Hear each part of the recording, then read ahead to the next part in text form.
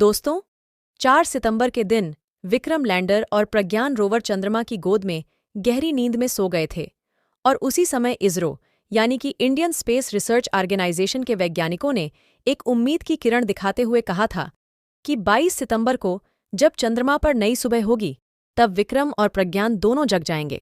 लेकिन 22 तारीख को निकले, आज एक हफ्ते से ज्यादा दिन हो गए हैं, मगर फिर भी प्रज्ञान रोवर और विक्रम लैंडर की जागने की कोई खबर नहीं मिल पा रही है, जिससे समस्त देशवासियों को यह उम्मीद की किरण धुंधली दिखाई दे रही है।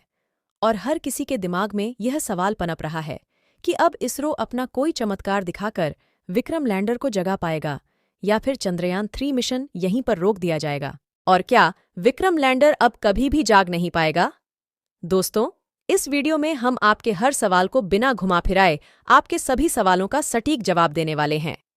तो आपसे रिक्वेस्ट है कि वीडियो को लास्ट तक जरूर देखिए और अगर आप हमारे चैनल पर नए हो तो चैनल को सब्सक्राइब जरूर कर दें। साथियों, 2 सितंबर को चंद्रयान 3 के विक्रम लैंडर और प्रज्ञान रोवर चांद पर रात होने के साथ ही गहरी नींद में सो गए थे। आपको शायद पता होगा कि चांद पर दिन और रात धरती के 14 दिनों के बराबर होते हैं। उम्मीद थी कि जब चांद पर फिर सूरज निकलेगा तो सोलर एनर्जी से चलने वाले विक्रम और प्रज्ञान फिर एक्टिव हो जाएंगे, लेकिन अब तो वहां सूरज फिर ढलने को है। लेकिन दोनों अब तक नहीं जगे। इसरो को अब तक उनसे कोई भी ऐसा सिग्नल नहीं मिला जिससे उन्हें लगे कि ये दोनों फिर एक्टिव हो रहे हैं।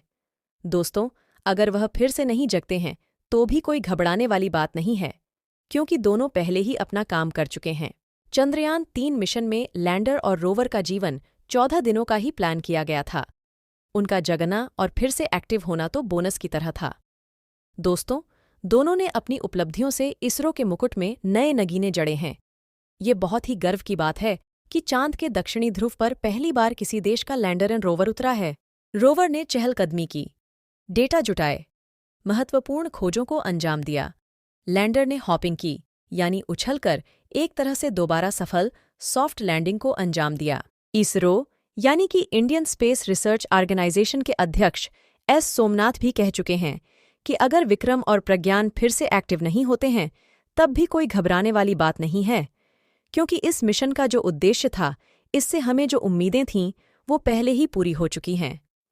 इसरो चीफ ने एक दिन पहले शुक्रवार को प्रेस कॉन्फ्रेंस में बताया कि अगर चांद पर रात के दौरान तापमान के बहुत ज्यादा गिरने की वजह से विक्रम और प्रज्ञान के इलेक्ट्रॉनिक सर्किट को नुकसान नहीं हुआ होगा तो वह आगे भी कार्य कर सकते हैं। चांद पर रात में तापमान 0 से करीब -250 डिग्री सेल्सियस नीचे तक लुढ़क जाता है। दोस्तों, आपको बता दें कि विक्रम लैंडर ने 23 अगस्त को चांद के दक्षिणी ध्रुव की सतह पर सॉफ्ट लैंडिंग के साथ ही इतिहास रच दिया था।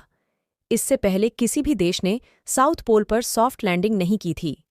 चंद्रयान 3 की सॉफ्ट लैंडिंग से कुछ दिन पहले ही साउथ पोल पर रूस का मून मिशन फेल हो गया था। अमेरिकी अंतरिक्ष एजेंसी नासा के मुताबिक चांद के इक्वेटर के नज़दीक दिन के समय तापमान 120 डिग्री सेल्सियस और रात के समय का तापमान 130 डिग्री सेल्सियस तक गिर जाता है। चांद के उन क्रेटरों के पास तो तापमान -250 डिग्री सेल्सियस तक दर्ज किया गया है जहां कभी भी धूप नहीं मिलती और जो हमेशा छाया में रहते हैं। लेकिन चांद के सतह पर तापमान में नाटकीय अंतर की जो खोज चंद्रयान 3 ने किया है वह बहुत ही महत्वपूर्ण है। लैंडर विक्रम पर लगे उपकरण चस्ते यानी कि चांद्रास सरफेस थर्मोफिजिकल एक्सपेरिमेंट ने पता लगाया कि चांद की सतह पर तापमान लगभग 60 डिग्री सेल्सियस था, लेकिन सतह से करीब 3 इंच ही नीचे तापमान में बहुत ज्यादा अंतर दिखा। सतह पर गर्मी और नीचे ठंडा। सतह के महज 3 इंच नीचे तापमान -10 डिग्री सेल्सियस दर्ज किया गया। तापमान में इस व्यापक वेरिएशन का मतलब ये हुआ कि चांद की सतह एक अच्छे इंसुलेटर के तौर पर काम कर सकती है। भविष्य में अगर वहां कभी मानव बस्ती बनाने की स्थिति आई तो इसका इस्तेमाल प्रचंड गर्मी, ठंडी और रेडिएशन को बाहर रखने में इस्तेमाल हो सकता है। यही नहीं, ये चांद की सतह के नीचे बर्फ की मौजूदगी का भी संकेत है। चंद्रयान 3 के रोवर प्रज्ञान ने चांद की सतह पर सल्फर यानी गंधक की मौजूदगी का पता लगाया है। वैज्ञानिक दृष्टि से ये बहुत ही महत्वपूर्ण उपलब्धि है। वैसे तो चांद पर सल्फर की मौजूदगी के बारे में वैज्ञानिकों को 1970 के दशक से ही जानकारी है, लेकिन प्रज्ञान की खोज इस मायने में महत्वपूर्ण है कि इसने चांद की सतह पर ही सल्फर को मापा है, न कि किसी खनिज के अंदर या क्रिस्टल के रूप में। सल्फर की खोज इसलिए अहम है कि इससे चांद के विकास क्रम को समझने में मदद मिल सकती है, क्योंकि सल्फर आमतौर पर ज्वालामुखियों से आता है। इससे चांद के विकास को समझने में मदद मिलेगी। आखिर चंद्रमा कैसे बना, किस तरह विकसित हुआ, ऐसे कई सवालों के जवाब ढूंढने में वैज्ञानिकों को मदद मिलेगी। दोस्तों, क्या आपको पता है सल्फर का इस्तेमाल खाद के तौर पर होता है?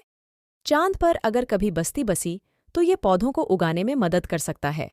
इसके अलावा इससे चांद की सतह पर वाटर आइस की मौजूदगी का भी संकेत मिलता है। प्रज्ञान रोवर ने चांद की सतह पर सिर्फ सल्फर ही नहीं, बल्कि कई दूसरे रसायनों और खनिजों की भी खोज की है। प्रज्ञान ने चांद की सतह पर ऑक्सीजन, एल्यूमिनियम, कैल्शियम, लोहा, क्रोमियम, टाइटेनियम, मैंगनीज और सिलिकॉन की मौजूदगी का भी पता लगाया है। इस खोज से वैज्ञानिकों की चांद के सतह की रासायनिक संरचना के बारे में समझ और बेहतर होगी। सितंबर की शुरुआत में स्लीप मोड में जाने से पहले लैंडर विक्रम ने चांद की सतह पर एक तरह से दोबारा सॉफ्ट लैंडिंग की। इसरो के कमांड सेंटर ने उसे अपने इंजन को फिर से चालू करने का निर्देश दिया।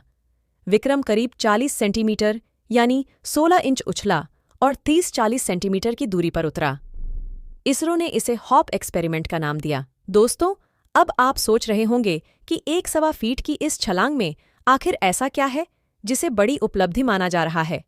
तो हम आपको बता दें कि विक्रम की छलांग भले ही छोटी थी, लेकिन ये भविष्य में भारत की अंतरिक्ष में बड़ी छलांग की बुनियाद बन सकती है। इसके जरिए इसरो ने विक्रम लैंडर का चांद की सतह पर लिफ्ट ऑफ की क्षमता का टेस्ट किया, जो सफल रहा। चांद की सतह पर सॉफ्ट लैंडिंग के बाद विक्रम के इंजन को फिर चालू किया गया था, और शानदार बात यह रही कि इंजन पूरी क्षमता के साथ फिर से चालू हो गया। इस सफल हॉप एक्सपेरिमेंट का मतलब यह है कि भविष्य में इसका इस्तेमाल चांद से सैंपल को धरती पर लाने या मानव मिशन में किया जा सकता है। वहां अगर अंतरिक्ष यात्री गए तो उन्हें लिफ्ट ऑफ के जरिए धरती पर वापस लाया जा सकेगा। चांद की सतह पर रोवर प्रज्ञान की चहलकदमी और वहां से महत्वपूर्ण डेटा भेजना निश्चित तौर पर एक बड़ी उपलब्धि है। चंदा मामा की गोद में सोने से पहले प्रज्ञान ने चांद की सतह पर 100 मीटर से ज्यादा की दूरी तय की। 6 पहियों वाले प्रज्ञान ने 1 सेंटीमीटर प्रति सेकंड की धीमी रफ्तार से चांद की सतह पर चहलकदमी की और खुद पर लगे उपकरणों के जरिए कई तरह के अध्ययन किए। चांद की सतह पर प्रज्ञान का खतरों के खिलाड़ी वाला रूप भी दिखा। वह अपने रास्ते में आए 2 गड्ढों में गिरने से बच गया। अगर वह गड्ढे में गिर जाता तो बाहर नहीं निकल पाता। गड्ढों के नज़दीक आने पर रोवर ने अपना रास्ता बदल लिया। चांद की सतह पर चहलकदमी के दौरान इसरो लगातार उसे जरूरी निर्देश दे रहा था। प्रज्ञान वहां से तस्वीरें भेजता था, जिन्हें इसरो के कमांड सेंटर तक पहुंचने में थोड़ा वक्त लगता था। वजह ये थी कि प्रज्ञान सबसे पहले तस्वीरों को लैंडर विक्रम को भेजता था। विक्रम उसे चंद्रयान 2 के साथ भेजे गए ऑर्बिटर को भेजता था। आखिर में ऑर्बिटर उन तस्वीरों और डेटा को धरती पर इसरो के कमांड सेंटर को भेजता था। इस पूरी प्रक्रिया में कुछ समय लगता था। उन तस्वीरों के आधार पर इसरो से प्रज्ञान को जरूरी निर्देशों को भेजा जाता था। इन निर्देशों को वहां पहुंचने में भी थोड़ा वक्त लगता था। इसलिए प्रज्ञान को गड्ढों या रास्ते की अन्य बाधाओं से बचाना चुनौतीपूर्ण था। 2 बार गड्ढों से बचकर प्रज्ञान ने अपने रास्ते में आने वाली बाधाओं से निपटने और सुरक्षित रहने की क्षमता का इजहार किया। विक्रम पर लगे भूकंप मापी उपकरण इल्सा यानी कि लूनर साइज्मिक एक्टिविटी ने चांद पर एक अहम भूकंपीय घटना को रिकॉर्ड किया, जो तकरीब 4 सेकंड तक रहा। क्या वो वाकई एक मूनक्वेक था? इल्सा लैंडर विक्रम और रोवर प्रज्ञान की गतिविधियों से होने वाले कंपन को भी माप रहा था। उसी दौरान उसने एक ऐसी भूकंपीय घटना को रिकॉर्ड किया जो पूरी तरह से प्राकृतिक लग रही थी। चांद पर उस कंपन की कई वजहें हो सकती हैं, जैसे अंतरिक्ष के किसी मलबे, उल्कापिंड या क्षुद्र ग्रह का चांद की सतह से टकराना। चांद पर भूकंप की आखिरी रिकॉर्डेड घटना 1970 के दशक की है।